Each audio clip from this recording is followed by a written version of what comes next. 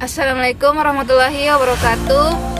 Perkenalkan, nama saya Windy Wulan Puspitasari dari mahasiswi Politeknik Bau-Bau. Di sini saya akan sedikit menjelaskan materi tentang kelainan kongenital dan keturunan. Oke, langsung saja ke materinya. Kelainan kongenital atau kelainan bawaan adalah kelainan yang sudah ada sejak lahir, yang dapat disebabkan oleh faktor-faktor genetik maupun non-genetik. Ilmu yang mempelajari kelainan kongenital ini disebut dismorfologi. Kelainan kongenital atau cacat bawaan adalah kelainan dalam pertumbuhan struktur bayi yang timbul sejak kehidupan hasil konsepsi sel telur. Kelainan bawaan dapat dikenali sebelum kelahiran, pada saat kelahiran, atau beberapa tahun setelah kelahiran. Kelahiran bawaan dapat disebabkan oleh keabnormalan genetik, sebab-sebab alamiah, atau faktor-faktor lain yang tidak diketahui. Kongenital dibagi menjadi dua, yaitu satu, malformasi kongenital yang timbul sejak periode embrional sebagai gangguan primer morfogenesis dan organogenesis. Yang kedua yaitu deformitas kongenital yang timbul pada kehidupan fetus akibat mengalami perubahan morfologik dan struktur, seperti perubahan posisi maupun bentuk dan organ tubuh yang semula tumbuh normal. Faktor penyebab terjadinya kongenital yaitu: pertama, kelainan genetik dan kromosom. Kelainan genetik pada ayah ataupun ibu kemungkinan besar akan berpengaruh pada kelainan kongenital anaknya. Yang kedua yaitu faktor mekanik.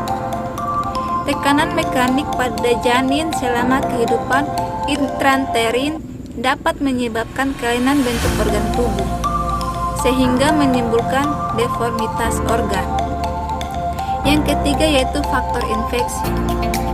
Infeksi yang dapat menimbulkan kelainan pada kongenital yaitu infeksi yang terjadi pada periode organogenesis, yaitu dalam trimester kehamilan pertama.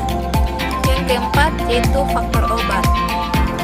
Beberapa jenis obat tertentu yang diminum ibu hamil pada trimester pertama kehamilan diduga sangat erat hubungannya dengan terjadinya kelainan kongenital pada anak. Yang kelima yaitu faktor umur ibu. Telah diketahui bahwa mengkonisme lebih sering ditemukan pada bayi-bayi yang dilahirkan oleh ibu yang mendekati masa menopausi. Yang keenam yaitu faktor hormonal.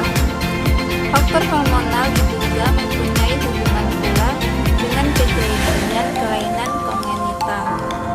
Yang ketujuh yaitu faktor radiasi. Radiasi adalah permulaan kehamilan, memungkinkan sekali akan dapat menimbulkan kelainan kongenital pada janinnya. Yang kedelapan yaitu faktor gizi. Pada manusia, ada penyelidikan menunjukkan bahwa frekuensi kelainan kongenital pada bayi-bayi yang dilahirkan oleh ibu yang kekurangan gizinya itu lebih tinggi dibandingkan dengan bayi-bayi yang dilahirkan oleh ibu yang memiliki banyak gizi atau gizinya lebih baik. Patologi dan patofisiologi kelainan kongenital. Yang pertama yaitu malformasi.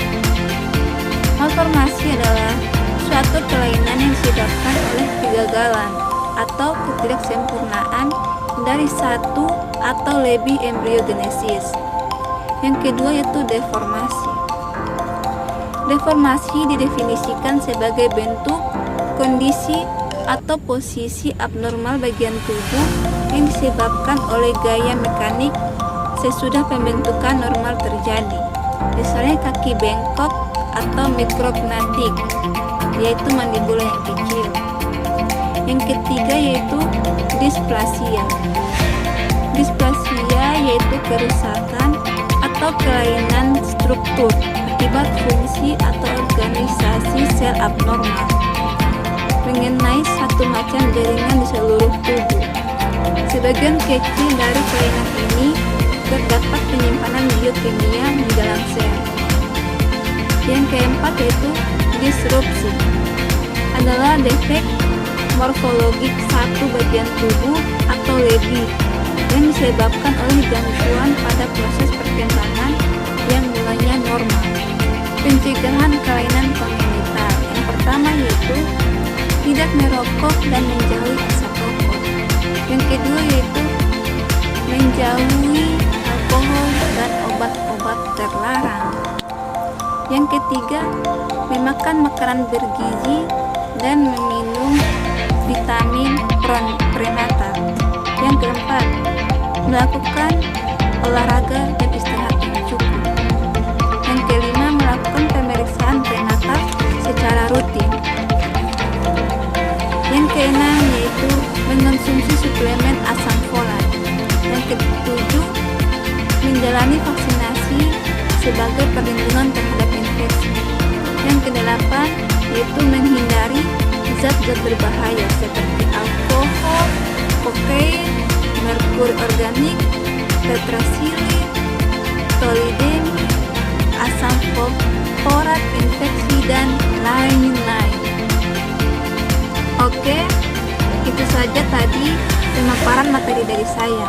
Bila ada kesalahan mohon dimaafkan. Saya ucapkan wabillahi taufiq wal hidayah. Wassalamualaikum warahmatullahi wabarakatuh.